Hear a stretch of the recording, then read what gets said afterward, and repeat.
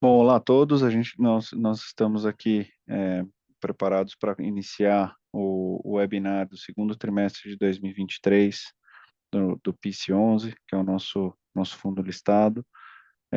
Nós só estamos esperando aqui dar um minutinho para que todos os participantes possam se conectar e em alguns segundos a gente já vai começar. Acho que estabilizou aqui, então nós vamos começar. Bom, muito obrigado por terem se juntado a nós. Estamos aqui, eu, Bruno Fregonese, responsável pela área de relações com investidores do Pátria Infraestrutura. Junto conosco hoje aqui, Marcelo Souza, que é o responsável pelo fundo aqui do PICE, né, que é e pela nossa vertical de fundos de renda, junto com Marcelo Franco, que é diretor sênior responsável também pela carteira do PICE, para um update aqui do segundo trimestre e para responder qualquer pergunta aqui que vocês tenham.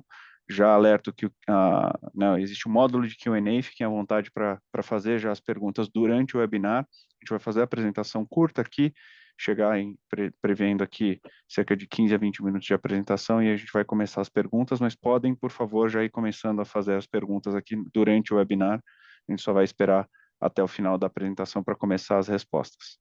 Então, sem mais avisos aqui, eu vou passar a palavra para o Marcelo e Marcelo. Muito obrigado novamente por se juntarem a nós e até logo, volto com vocês nas perguntas e respostas. Maravilha, obrigado, Bruno. Boa tarde a todos. Prazer a gente poder se reconectar aqui nesse nosso call trimestral sobre o PICE 11.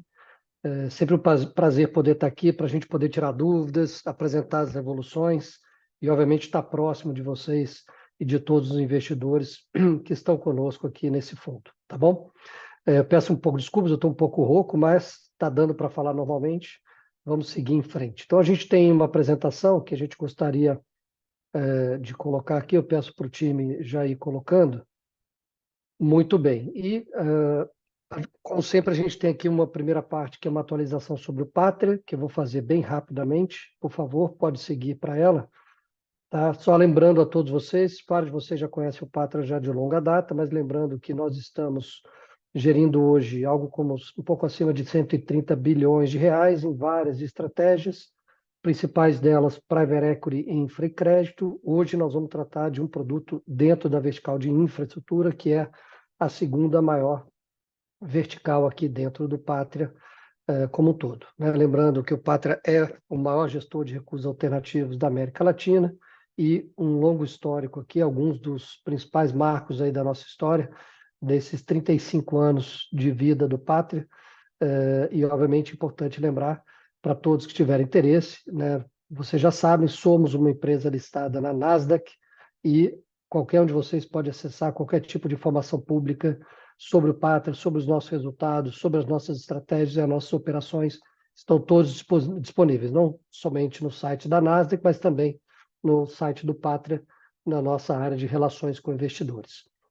No próximo slide, lembrando para vocês quem é a equipe que está aqui totalmente envolvida na gestão e no relacionamento desse fundo. Então, de novo, o time de gestão do PICE, aqui liderado por mim e pelo Marcelo Franco, mas também todo o nosso time envolvido, analistas, etc. E o time de relações com investidores, aqui liderado pelo Bruno Fregonese, que vocês conhecem bem, que está sempre totalmente disponível aqui para tirar dúvidas, perguntas e qualquer tipo de esclarecimento. E, obviamente, o time Brasil, como vocês sabem, o Pátria está numa cruzada super importante de cada vez mais reforçar nossa presença local, os nossos produtos sendo ofertados aqui no Brasil e, portanto, um time que está dedicado a isso, liderado pelos José Teixeira e pela Marina Terenbaum, que, obviamente, estão também com o objetivo de estar muito próximo de vocês, tratando dos produtos e das novas estratégias, mas também tratando dos produtos existentes e na linha de tirar dúvidas e esclarecimentos também,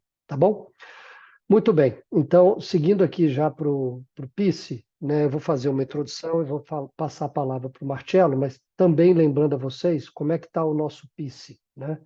O fundo está totalmente alocado, né, naquela estrutura de dívidas mezanino com o grupo Care, que vocês conhecem já, uma dívida contratada de longo prazo, com retorno já pré-definido, totalmente formalizado, né? Lembrando que desde o início do fundo, nós distribuímos 160 milhões de reais e considerando a nossa cota de mercado atual, na verdade a cota de ontem, que caso vocês acompanhem, andou bastante, né? A gente, na cota de ontem fechou em R$ 82, nós então distribuímos dividendos que representaram um yield de 10,2%, de novo, assumindo a cota de mercado no valor de ontem.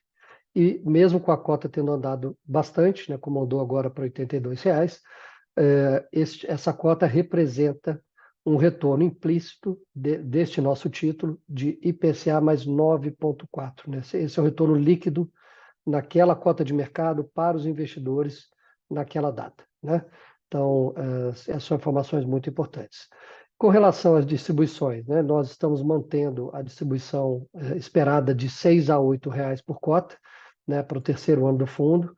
Isso representará, então, 1,80, né, nos próximos 3 meses, R$ 1,80 por cota de setembro a novembro de 2023. E, obviamente, como a gente vem falando com vocês, estamos monitorando super de perto a performance dos ativos, toda a questão da geração eólica, dos regimes de ventos.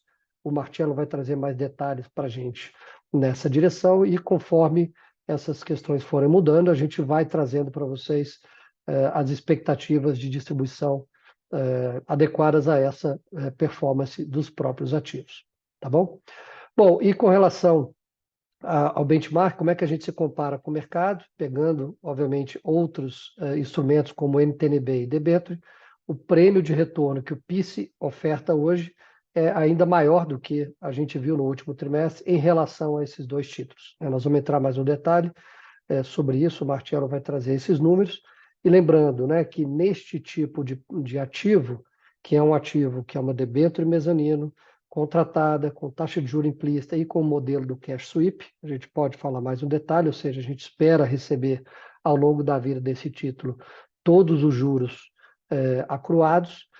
Nessa cota de mercado de ontem, existe um upside com relação à cota patrimonial, que é, na nossa visão, aqui reflete o melhor valor intrínseco desse instrumento, um upside, portanto, de quase 32% na cota de mercado de ontem.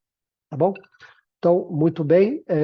Então, ou seja, com isso eu passo a palavra para o Marcelo, para ele diretamente tratar do portfólio e da performance. Marcelo, muito obrigado. Queria agradecer a todos os participantes aqui do nosso webcast. É sempre um prazer para nós aqui poder contar um pouco mais sobre o nosso fundo para vocês, tá? Então, queria começar aqui só fazendo recapitulando um pouco sobre o que o fundo tem hoje no portfólio, né? Então, o fundo está alocado em 3 debêntures mezaninos que são contratadas pelos próximos 20 anos, tá? E essas 3 debêntures são emitidas por 3 projetos eólicos, tá? Que é o projeto Serrote e o projeto Serra do Mato, ambos no Ceará, e o projeto de Afonso Bezerra, que é localizado no Rio Grande do Norte, tá? Esses projetos eles estão 100% operacionais, cada um deles entrou em operação em datas diferentes, começando aí com o Serrote, que entrou em operação em maio de 2021, Serra do Mato entrou em operação em dezembro de 21 e Afonso Bezerra entrou em operação em maio de 2022, né? Então, nesse momento agora, todos os projetos estão operacionais há pelo menos um ano, tá? O prazo de vida das nossas debêntures com esses projetos é de 20 anos, né? Então, passando para a próxima página aqui, a gente queria só recapitular um pouco para os nossos investidores de qual que é a estrutura dos projetos, né? Muitos investidores nos perguntam via Q&A no nosso site de relação com investidores, então a gente achou interessante trazer para o webcast para relembrar qual que é a estrutura aqui do nosso investimento, né? Então, os 3 projetos, Serra do Mato, Afonso Bezerra e Serrote, são projetos em que o acionista é a Care. A Care é uma companhia francesa de geração de energia renovável que tem operação em vários países do mundo, inclusive na Europa, obviamente, na América do Norte e no Brasil. Tá? E os credores desses projetos é o Banco do Nordeste, que financiou via dívida sênior a construção desses projetos, e o PIF, que financiou esse projeto via debênture mezanino, tá? essa é a estrutura de capital, né? E do ponto de vista de operações, então, as turbinas desses projetos foram fornecidas pela Vestas, que é o maior o maior provedor de turbinas eólicas do mundo, e que tem não foi só o provedor das turbinas, mas ele é também o operador das turbinas, tá? Então a Vestas tem um contrato de longo prazo em que eles fazem a operação dessas turbinas, tá? Além disso, no desenvolvimento dos projetos, a gente contou aí com o apoio de 3 certificadoras, né, que nos apoiaram aí na avaliação do recurso eólico, né, para fazer a estimativa da geração esperada de energia eólica desses projetos, que é a Camargo Schubert, a DNV e a Arquivera, e todas as certificadoras têm reconhecimento mundial e local nesse trabalho que eles fazem de avaliação de recurso eólico, tá? E por fim, não menos importante, né, os 3 projetos vendem energia primariamente para a CEMIG, tá? A CEMIG é quem compra essa energia, eles têm um contrato de longo prazo para compra dessa energia, com duração de 20 anos, né, cujo contrato também é ajustado pela inflação, tá? Então essa é a estrutura aqui dos projetos, né? Esses são os principais stakeholders aí que compõem a estrutura dos projetos que a gente investiu, tá? Passando para a próxima página, a gente queria falar um pouco também sobre qual que é a estrutura de capital dos projetos no momento do desenvolvimento, que também é um tema que muitas vezes alguns investidores são interessados em saber. A gente achou bacana trazer aqui para todo mundo poder ver, tá? Então, como que esse projeto foi financiado na época da construção, tá? Então, primeiro, para construir os projetos, foi feito um investimento bastante significativo de 2,7 bilhão de reais, tá? E esse projeto foi financiado com a seguinte estrutura, tá? 1,4 bilhões, ou aproximadamente 54%, foi desembolsado via dívida sênior do Banco do Nordeste, né, o BNB. 730 milhões aproximadamente foi desembolsado pelo PIS, via a dívida mezanino, que representa 24% do montante total desembolsado, e o restante, que é aproximadamente 560 milhões de reais, foi desembolsado pela Care como acionista desses 3 projetos, tá? E o desembolso deles representa aproximadamente 21% do montante desembolsado, tá? Um ponto super importante que a gente gosta de reforçar aqui para os nossos investidores, né, que como o nosso investimento foi feito via dívida mezanino, a gente tem prioridade no recebimento de fluxo de caixa dos projetos em relação aos investidores de equity, tá? Isso traz aí um nível adicional de proteção para os investidores do PIS, tá?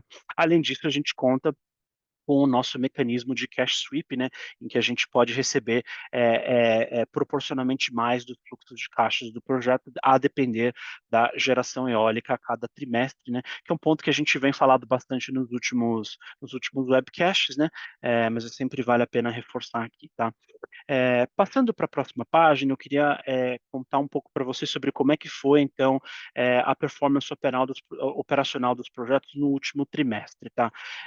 Então, a disponibilidade, né, que uma métrica de qual que é o percentual do tempo que esses projetos está disponível para gerar energia, né, se as turbinas estão funcionando direito ou não, ela segue boa. Tá? Então, para a Serrote, a gente tem uma disponibilidade acima de 96% em média nos últimos 12 meses, para a Serra do Mato e Afonso Bezerra acima de 98%. Tá? Então, as turbinas têm funcionado bem, elas estão lá disponíveis, estão funcionando conforme o esperado. Tá? Do ponto de vista de geração, a geração nos últimos 3 meses foi melhor do que a geração de 2023, tá? Do que a geração do ano passado, perdão, do que a geração de 2022. Eu vou falar um pouquinho mais lá na frente do motivo disso. Tá? Então, teve uma melhora de geração no ano a ano, mas a geração continua ainda um pouquinho abaixo do que a gente esperaria aqui para a faixa adequada de geração para esse projeto, tá? Para cada um dos projetos. Particularmente o projeto de Serrote e Serra do Mato estão um pouquinho abaixo do esperado. Afonso Bezerra já segue aí em linha com o que a gente espera para esse projeto, tá? Então, houve uma melhora agora nos últimos meses em relação ao ano passado, mas para Serrote e para Serra do Mato a gente está um pouquinho abaixo, então está melhorando, não estamos lá ainda, mas acho que estamos caminhando numa direção positiva, né? E seguindo para a próxima página, a gente queria atualizar vocês com relação ao tema do recurso eólico, né, que é o que vinha causando uma geração abaixo do esperado nos últimos 12, 18 meses, né? Então a gente passou por um período longo aí, desde o início de 2020, que era o período de laninha, né, que do ponto de vista climático é um fenômeno que faz com que você tenha um aumento de chuva na região Nordeste e, por consequência, uma redução na velocidade do vento, né? A gente está entrando agora num período, num fenômeno climático oposto, que seria o fenômeno El Niño, né? Então, quando a gente faz a medição da temperatura do Oceano Pacífico, né, que é uma métrica para avaliar se a gente está no período climático de Laninha ou de El Niño, dá para ver que teve um aumento na temperatura do oceano, o que, de certa forma, pode ser positivo, né, para a geração eólica, tá? Então, esse é um ponto importante que a gente vem monitorando. Isso, de certa forma, justifica um pouco da melhora da geração nos últimos meses, em 2023, relativo a 2022, tá? Então, a gente vai continuar acompanhando bem de perto aí os próximos meses, né? E lembrando que os meses de agosto, setembro, outubro e novembro são os meses de maior geração esperada para o projeto, tá? Então, uma boa parte da geração anual desses projetos é esperada para acontecer nos próximos meses, então a gente vai continuar acompanhando bem de perto isso, tá? E é sempre importante reforçar que a gente divulga aí o desempenho de geração todo mês via os nossos relatórios mensais, que a gente faz upload no site do PIC, o site é www.pic11.com.br, então a gente vai colocar lá para vocês os updates conforme a gente tiver a informação mais recente disponível, tá, pessoal? Seguindo para post na página aqui, a gente queria falar um pouco da performance do fundo, né? Então, do ponto de vista de valor patrimonial da cota, o PICE fechou aí o dia 29 de agosto com a cota patrimonial em R$ 108,08. Desde o início do fundo, a gente já distribuiu R$ 21,15 por cota, né? Então, se a gente tivesse que olhar do ponto de vista patrimonial, o rendimento acumulado do PICE foi de aproximadamente 31%, desde março de 2021, que foi quando o fundo se deu início, né? As fotos começaram a ser negociadas. E aí, seguindo para a próxima página, a gente queria falar um pouco sobre a performance de valor de mercado da cota, né? Então, a cota do fundo acabou sofrendo aí nos últimos meses, desde o IPO, muito por conta de uma turbulência maior macroeconômica, né, dada principalmente por um aumento de taxa de juros, mas aí, desde meados de abril para cá, a cota vem se recuperando de maneira bastante rápida, muito por conta também da melhoria do ambiente macroeconômico, né, e do maior interesse por investidores em ativos que apresentam um retorno um pouco mais atrativo do que os instrumentos clássicos aí de do Tesouro Brasileiro, tá? Então, quando a gente olha o valor da cota do PICE, quando a gente fez o nosso último webcast, a cota estava em torno de R$ 68, R$ 69. Ontem ela fechou em R$ 82, né? E se a gente soma a esse valor de cota os dividendos que a gente distribuiu desde então, a gente teria um retorno acumulado para o cotista que investiu no PICE desde o IPO de R$ 103,15, tá? Então a gente já tem visto aí uma melhora bastante significativa aí no valor da cota nos últimos meses, né? E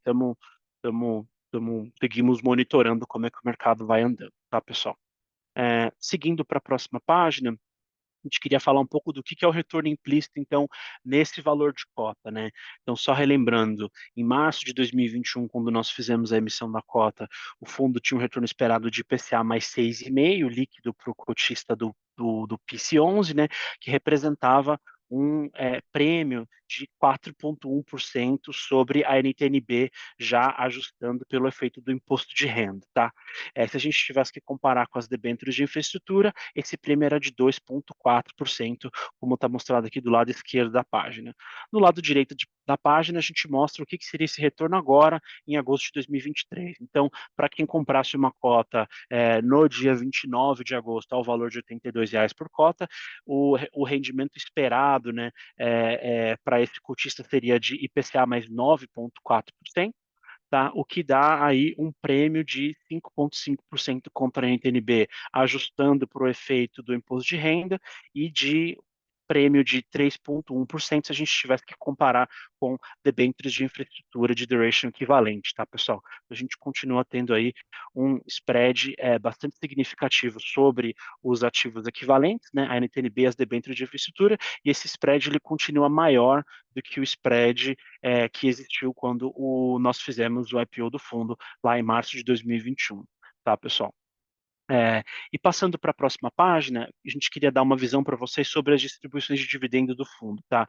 Então, quando a gente conta aqui o terceiro ano do fundo, que para nós a gente começa a contar a partir de março de 2023, a gente vem distribuindo aí em torno de 60 centavos por mês de dividendo, tá? A gente já distribuiu R$ 3,15 por cota desde então, até julho de 2023 foram distribuídos R$ 3,15, e a gente espera que a gente deve distribuir entre R$ 6,00 e R$ 8,00 para o terceiro ano do fundo, que acaba em fevereiro de 24. Tá?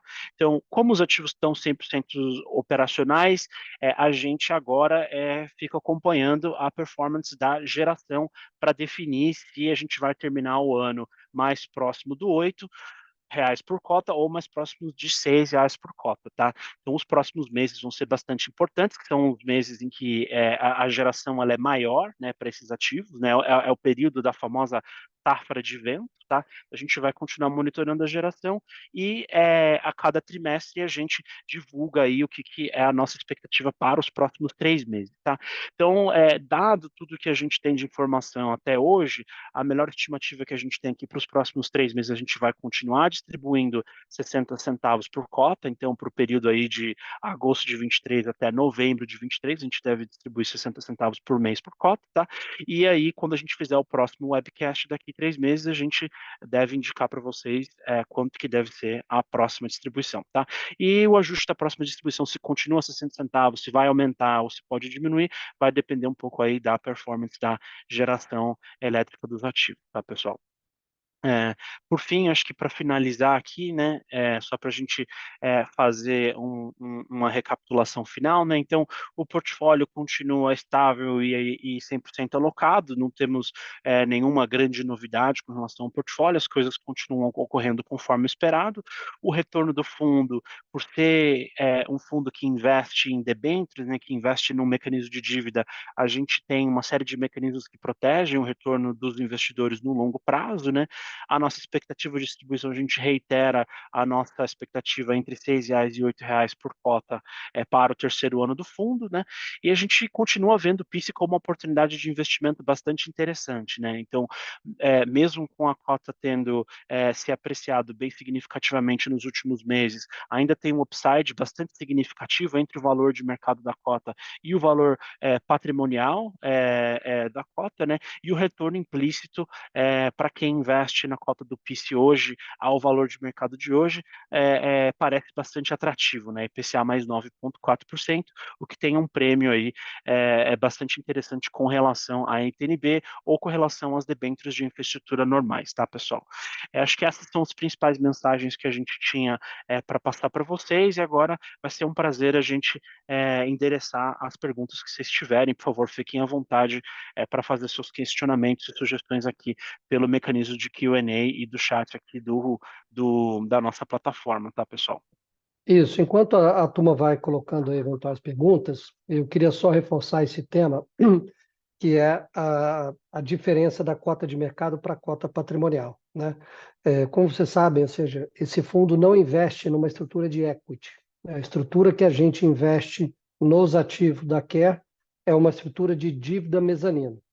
E dívida mezanino é essa que, ao longo do caminho, à medida que vai gerando mais caixa, amortiza mais rápido, né? À medida que vai gerando menos caixa, amortiza um pouco mais lento, né?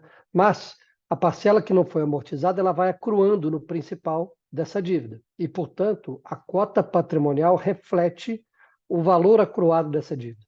Então, essa estrutura ela tem benefícios em comparação a uma estrutura de equity, caso tivéssemos investido nos ativos através de investimento em equity. Não foi o caso. Então, por isso que a gente sempre traz aqui a mensagem de que, para nós, né, a cota patrimonial é que melhor reflete a expectativa futura de rentabilidade deste título.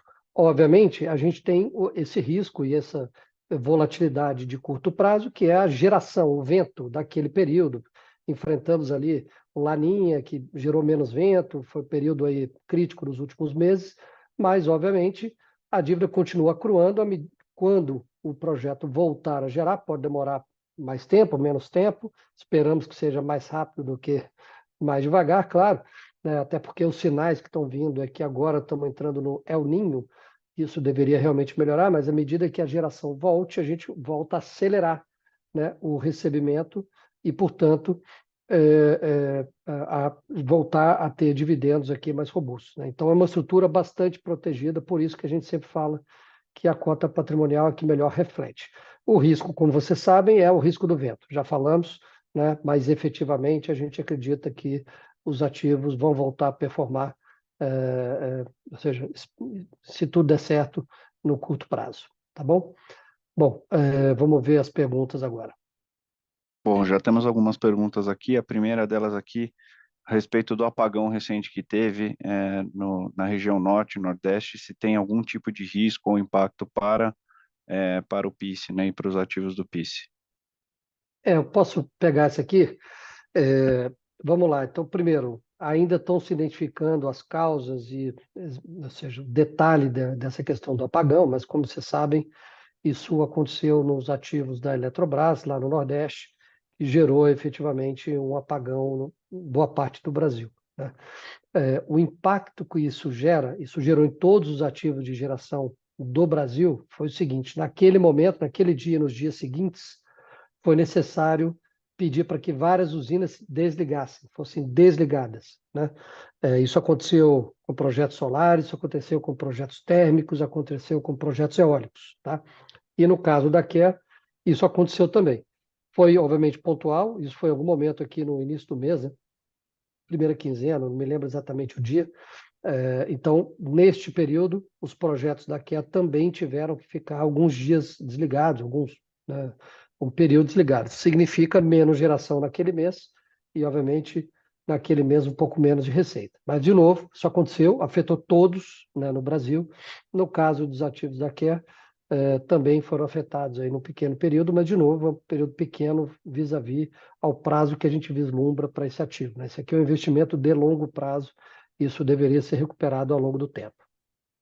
E, Marcelo, só complementando, o período que os ativos tiveram que ficar desligados enquanto o pessoal consertava a linha de transmissão foi de menos de 24 horas, tá? Então, a nossa melhor expectativa aqui é que o impacto na geração vai ser de menos de 2%.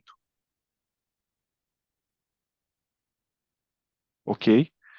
Obrigado, Marcelo Marcello. Tem uma pergunta aqui de um dos nossos investidores sobre a performance abaixo do esperado dos parques do Ceará em comparação com as do Rio Grande do Norte, que já estão performando dentro do intervalo ali, P50, P90. Você consegue me ajudar com essa, Marcello?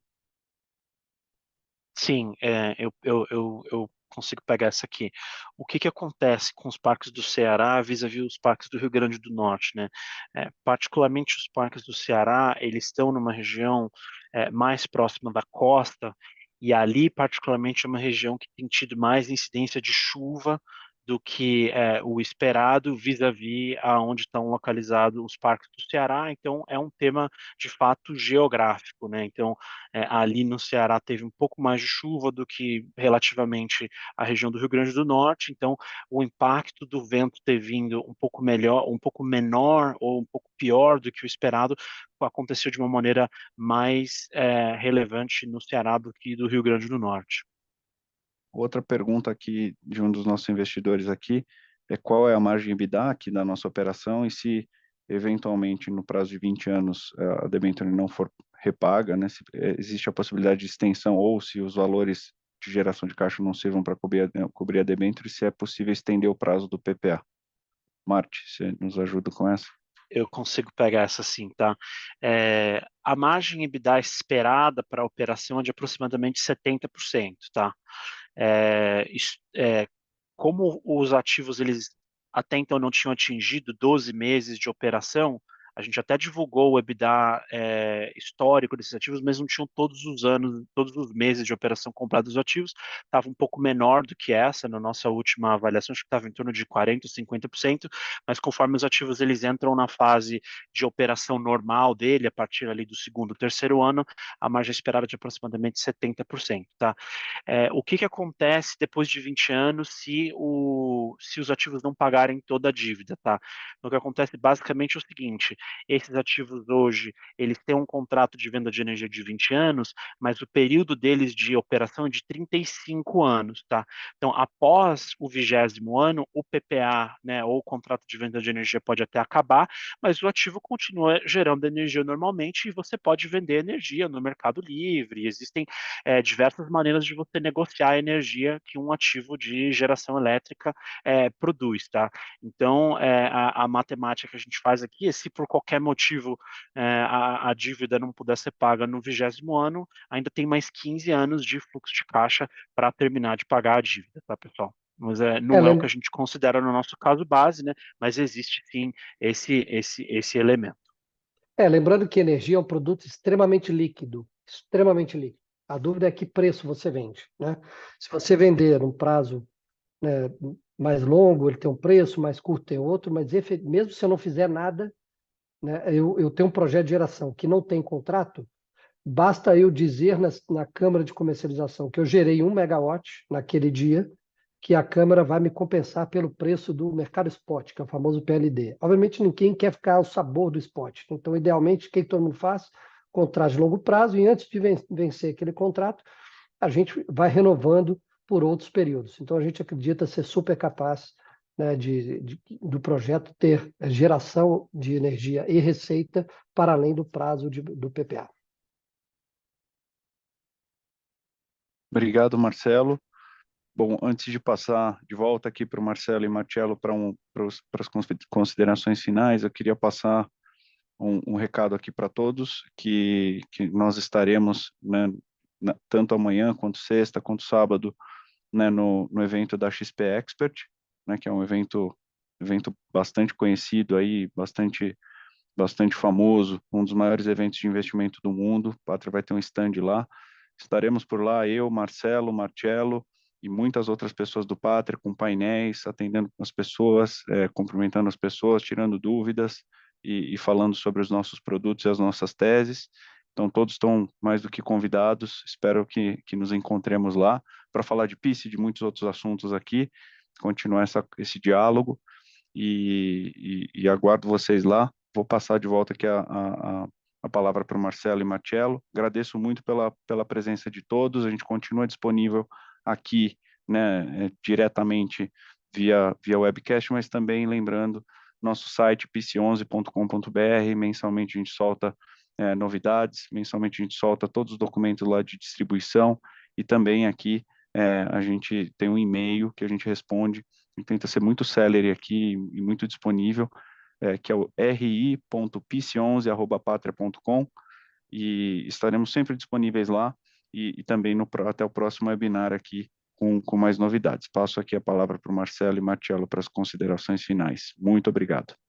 Maravilha, Bruno. Bom, pessoal, muito obrigado por mais essa interação. É sempre muito bacana, né, receber perguntas de vocês. Eu acho que é uma forma super interativa que a gente pode esclarecer aí qualquer tipo de dúvida, aflição que vocês estejam tendo. Então, hoje, poucas, mais boas perguntas, né, diretas aqui aos temas que são importantes, no que diz respeito ao fundo.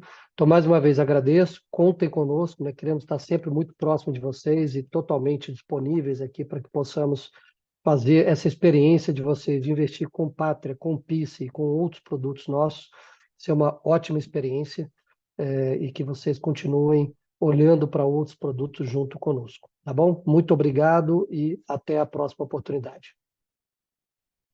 Queria agradecer a todos aqui pela presença no nosso evento. Muito obrigado por estar aqui conosco e ficamos aqui aguardando se vocês tiverem dúvidas, comentários, sugestões, a gente está sempre à disposição aqui, tá, gente? Muito obrigado, até o nosso próximo webcast.